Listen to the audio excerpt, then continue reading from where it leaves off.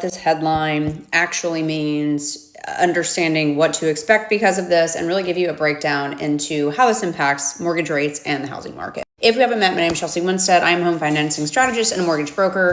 I help about 200 people a month through this app create a strategy and a plan to purchasing a home every single month. Link on my profile if that is something that you want to dive into. So let's kind of get into what all of this actually means. Okay, so let's go like highest level here, and let's talk about like what even is a mortgage bond. Okay, so when someone gets a mortgage, this is a loan, okay? And this loan normally doesn't sit on the bank's books that you bought it from, okay? So what normally happens is that loan gets packaged and it gets bundled with thousands of other mortgages. And then this is turned into a mortgage-backed security or an MBS, okay? And it's then sold to investors. And these investors can be pension funds, hedge funds, banks, insurance companies, or the government. These investors then earn money from the interest that homeowners pay. And so when you hear mortgage rates, what you're really hearing is how much return do investors get, like back basically to hold that mortgage bond. Okay, so this is where things get a little bit hairy.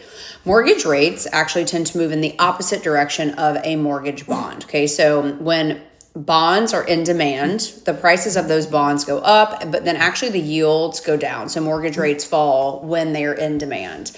Now, the opposite will happen. So when a lot of investors are dumping, pardon my dogs, they would like to also participate in this conversation. So the other, like the opposite can happen as well. So when investors start dumping mortgage bonds, that means that the prices of those bonds then fall, and then actually yields go up. So mortgage rates tend to rise. So whoever controls demand for mortgage bonds tends to then control mortgage rates. Now, what Trump basically is trying to do is Trump is saying that the government is going to step in and buy a massive amount of mortgage bonds. So Fannie Mae, Freddie Mac, government-linked entities, they then would become huge buyers of mortgages. And that actually would create some artificial demand for mortgage bonds. So when that happens, that again means that the price of the bond goes higher, which then pushes the yield or the rate to go lower.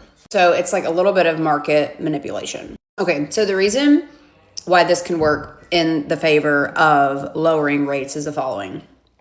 So if the government shows up and they basically are waving around $200 billion and they say, you know, we're going to buy mortgages no matter what, investors can then stop demanding high returns for those bonds, right? Because there's always going to be a buyer.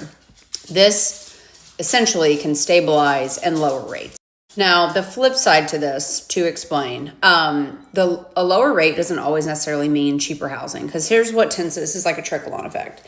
Lower rates mean that more people can qualify. When more people can qualify, more people start buying. And when more people start buying and the supply stays the same, prices get higher. This is what happened on a really crazy scale during COVID. When we saw rates go down to 2% and 3%, this is exactly what happened. More people could qualify than could ever qualify before.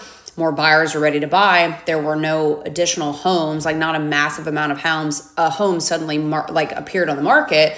And because of that, it drove the price up, right? Supply and demand. So this policy can help monthly payments. And I would say, like, assuming all of this actually comes to fruition, you know, you're going to see like the early adopters probably win. Same during like COVID. But even today, we are seeing that price points being shoved upwards have made it pretty difficult for a large amount of people to be able to actually afford to buy a house. And so that's is always like the housing paradox.